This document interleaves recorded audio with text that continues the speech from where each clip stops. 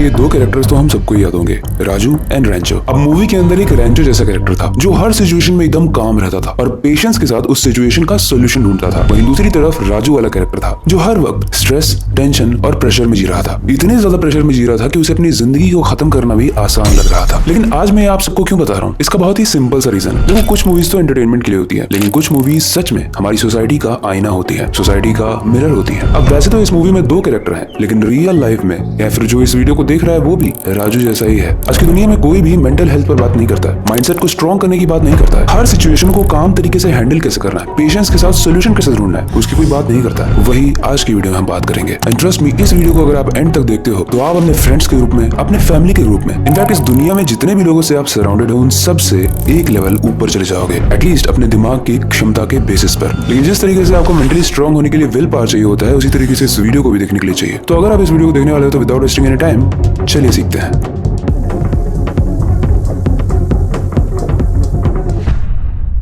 देखो, वैसे तो आपको मेंटली स्ट्रांग बनने के लिए और आपकी मेंटल हेल्थ को इंप्रूव करने के लिए बहुत सारे फैक्टर हैं दुनिया में, लेकिन मैं उसमें से कुछ इंपॉर्टेंट फैक्टर्स को आज की वीडियो में बताऊंगा जो कि प्रैक्टिकली पॉसिबल भी है और उसे प्रैक्टिस करके आप बहुत इजीली अपने मेंटल स्टेट को एक लेवल अप ले जा सकते हो। इसीलिए इस वीडियो को सुपर इंटरेस्टिंग बनाने के लिए इसको हम 3 चैप्टर्स में डिवाइड करेंगे, जिसमें से सबसे पहला और अंडररेटेड है टॉक अबाउट योर फीलिंग्स। आपने ये नोटिस किया होगा ना कि कई बार हमारे साथ कुछ बुरा होता है या फिर हमारी जिंदगी में कुछ भयंकर ही चल रहा होता है, कुछ फाइट कर रहे होते हैं हम किसी चीज से, लेकिन हम ये डिसाइड करते हैं कि हम इस चीज के बारे में किसी से भी डिस्कस नहीं करेंगे। तो क्या उससे वो चीज खत्म हो जाती है? नहीं, वो हमारे अंदर धीरे धीरे सुलगने लगती है। बेसिकली वो चिंगारी उसी दिन लग जाती है जिस दिन हम ये डिसाइड करते हैं कि हम इस चीज के बारे में किसी को भी बताएंगे नहीं, और एक दिन वो बॉम्ब बनके फट जाती है, बिल्कुल एक प्रेशर कुकर की तरह, जिसमें जैसे जैसे स्टीम बिल्डअप होता है उसमें प्रेशर बढ़ता जाता है। और अगर उसे रिलीज ना किया गया तो वो पता है, हमारा दिमाग भी कुछ ऐसा ही है। साइंस कहती है कि अगर आप अपने इमोशंस को दबा कर रखते हो तो ये आपके लिए फिजिकली एंड मेंटली दोनों ही तरीके से हार्मफुल है। नेशनल इंस्टीट्यूट ऑफ हेल्थ ये भी कहता है कि जो लोग अपनी फीलिंग्स को दबा कर रखते हैं उनमें स्ट्रेस रिलेटेड हेल्थ इश्यूज आते हैं, जैसे हाई बीपी, स्लीप प्रॉब्लम्स और एंजाइटी डिसऑर्डर्स जैसे रिस्क। मतलब आपके दुख और आपके इमोशंस को छुपाना हो सकता है आपको सोल्यूशन लगे, लेकिन वो एक टेम्परेरी सोल्यूशन है, क्योंकि लॉन्ग टर्म में वो आपके दिमाग को और डैमेज करता है। लेकिन इसी के ऑपोजिट, अगर आप सच में अपनी केयर करते हो तो फाइंड समवन जिससे आप अपनी फीलिंग्स को शेयर कर पाओ। हो सकता है वो आपका पार्टनर हो सकता है वो फैमिली मेंबर हो सकता है वो आपके दोस्त हो, क्योंकि जब भी आप अपने लाइफ की प्रॉब्लमेटिक सिचुएशन या फिर उस फीलिंग को शेयर करते हो तो आपके दिमाग से कॉर्टिसोल लेवल डाउन होता है, और जब कॉर्टिसोल लेवल डाउन होता है तो डोपामाइन और ऑक्सीटोसिन जैसे केमिकल बढ़ जाते हैं जो कि आपको और अच्छा फील कराते हैं। बेसिकली आप काम होते हो, चिड़चिड़ापन नहीं रहता है और हर इंसान से कनेक्टेड फील करते हो, स्पेशली खुद से। और कई बार आपने ये फील भी किया होगा कि आपने जब अपने दोस्त से या फिर लेट्स से अपनी फैमिली मेंबर से बहुत लंबी कॉन्वर्सेशन की जो बहुत दिनों से बिल्डअप हो रही थी, तो उस कॉन्वर्सेशन के बाद आपको ऐसा लगता है जैसे बहुत बड़ा सा बोझ उतर गया। अब सोच तो आप बहुत दिन से आईफोन लेने का भी रहे थे, साइकिल लेने का भी रहे थे, गाड़ी लेने का, बाइक लेने का भी रहता है, लेकिन मैं इन चीजों की बात नहीं कर रहा हूँ। ये सब तो मटेरियलिस्टिक चीजें होती हैं। आपकी लाइफ की जो एक्चुअल प्रॉब्लम्स है उसके बारे में डिस्कस करो। अब आ रही है चैप्टर 2 की, जो आपको बहुत ही ज्यादा रिलेटेबल और इंसाइटफुल लगने वाला है। लेकिन वीडियो में आगे बढ़ने से पहले अगर आपको ये वीडियो यहाँ तक अच्छी लगी है तो इस वीडियो को लाइक जरूर कर देना, ताकि यूट्यूब को पता चले कि भाई आप ऐसी सेंसिबल वीडियोस देखते हो एंड यूट्यूब आपको ऐसी ही और इन्फॉर्मेटिव वीडियो सजेस्ट करे। बाकी अगर आपको ऐसी वीडियो अच्छी लगती है तो हमारे सीखो ऐप को भी जाकर डाउनलोड जरूर करना, आपको वहाँ पर बहुत ही इन्फॉर्मेटिव वीडियोस मिलने वाली है, आपको मजा आएगा। अब आते हैं चैप्टर 2 पे, जो है स्टे फिजिकली एक्टिव। देखो, जब भी आप अपने बॉडी को मूव करते हो ना, चाहे वो रनिंग हो, वॉकिंग हो, वर्कआउट हो या फिर सिर्फ सिंपल 20 मिनट का ब्रिस्क वॉक, हमारा दिमाग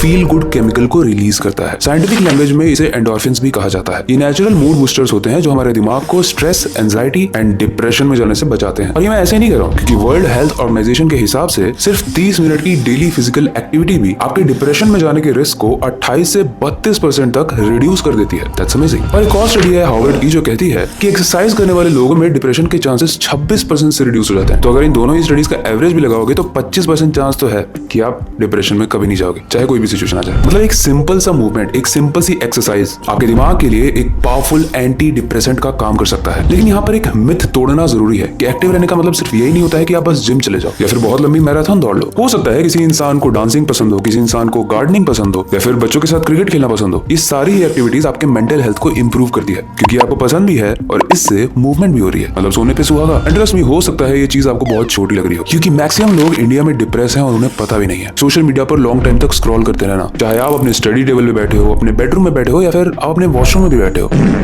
वहीं पर अगर आप अपनी पसंदीदा आउटडोर एक्टिविटी करते हो तो आप इस लूप को ब्रेक कर देते हो। और अगर आपको ये चैप्टर 2 समझ में आ गया है तो आते हैं सुपर इंटरेस्टिंग चैप्टर 3 पे, जो है बैलेंस वर्क एंड रेस्ट।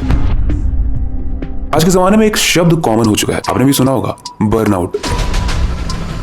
लेकिन पता असल में बर्नआउट होता क्या है? सिंपल शब्दों में समझाऊं तो आपका दिमाग और आपकी बॉडी एक साथ हीट हो जाती है, इनफैक्ट ओवर हीट हो जाती है, मतलब वो थक जाती है। एंड इसी फेज को जब आप बिल्कुल थक चुके हो आप बर्नआउट कहते हो। देखो WHO यानी वर्ल्ड हेल्थ ऑर्गेनाइजेशन इसको एक ऑक्यूपेशनल फिनोमिनल के रूप में डिफाइन करता है, जिसमें 3 चीजें कॉमन होती हैं: एक्सटर्नल एग्जॉशन, वर्क से नेगेटिव फीलिंग आना और आपकी वर्क की एफिशिएंसी का गिरना। एक सर्वे कहता है कि इंडिया में हर 5 में से 3 लोग बर्नआउट फेस करते हैं। मतलब ये प्रॉब्लम बहुत ही कॉमन है और इसका मेन रीजन है इम्बैलेंस। कितना स्ट्रेंज है ना कि हम या तो बस काम करते रहते हैं बिना ब्रेक लिए या फिर ब्रेक लेते रहते हैं बिना काम किए। दोनों ही केस को इम्बैलेंस ही कहेंगे। लेकिन रिसर्चेस ये क्लियरली कहती है कि जब भी आप अपने दिन में टाइम निकालकर रिकवरी मोमेंट्स लेते हो, जैसे छोटी सी वॉक लेना, अपने फ्रेंड्स से बात करना, अपनी फैमिली मेंबर्स के साथ टाइम स्पेंड करना, 10 मिनट ब्रीदिंग एक्सरसाइज करना, ये आपके दिमाग की एफिशिएंसी को बढ़ाता है। स्टैनफोर्ड यूनिवर्सिटी की एक बहुत ही इंटरेस्टिंग सी रिपोर्ट ये भी कहती है कि अगर आप बहुत लंबे आवर्स तक काम करते रहोगे तो एक वक्त आएगा जब आपकी प्रोडक्टिविटी बढ़ेगी नहीं बल्कि घट जाएगी। मतलब जरूरी नहीं है कि एक बंदा जो 8 घंटे ही काम कर रहा है और एक बंदा जो 12 घंटे काम कर रहा है वो 12 घंटे वाला ज्यादा टैलेंटेड हो या ज्यादा प्रोडक्टिव हो उस 8 घंटे वाले से। हो सकता है वो 8 घंटे वाला अच्छे से टाइम को मैनेज कर रहा हो, टाइम वेस्ट ना कर रहा हो, अपनी मेंटल हेल्थ का ध्यान रख रहा हो क्योंकि उसने अविनाश की वीडियो देखी है सीखो पे। वेल जोक्स अपार्ट, बैलेंस का मतलब सिंपल है, बाउंड्रीज को सेट करना। वर्क टाइम में full focus and rest time में गिल्ट फ्री रिलैक्सेशन होना चाहिए। मतलब ये नहीं कि आपने ब्रेक लिया है लेकिन तब भी आपको काम ही याद आ रहा है, या फिर आप काम कर रहे हो तो आपको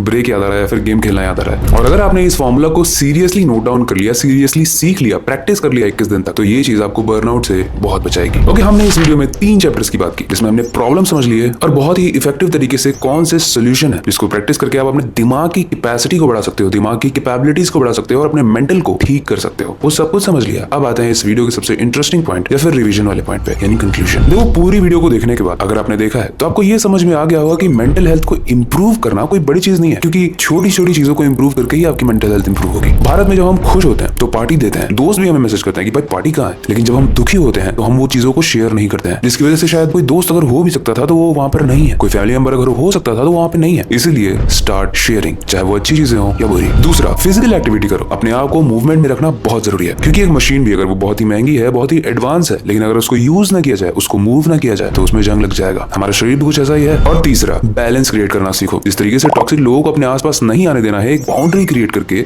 उसी तरीके से वर्क और ब्रेक के बीच में एक बैलेंस रहना चाहिए। जैसा मैंने बताया, जब आप काम कर रहे हो तो फिर खेल याद नहीं आना चाहिए, और जब आप खेल रहे हो तो काम याद नहीं आना चाहिए। वर्ल्ड हेल्थ ऑर्गेनाइजेशन कहती है कि 8 में से 1 इंसान मेंटल इश्यूज को फेस कर रहा है। लेकिन इस वीडियो को अगर आपने एंड तक देखा है तो आई होप कि काफी सारी चीजें क्लियर हो गई होंगी। एंड इन सारे ही पॉइंट्स को अगर आप प्रैक्टिस करते हो तो अपनी लाइफ में आप बहुत अच्छे तरीके से आगे बढ़ पाओगे, क्योंकि एक चीज ध्यान रखना कि आपका ध्यान कोई और नहीं रखेगा, आपको खुद रखना।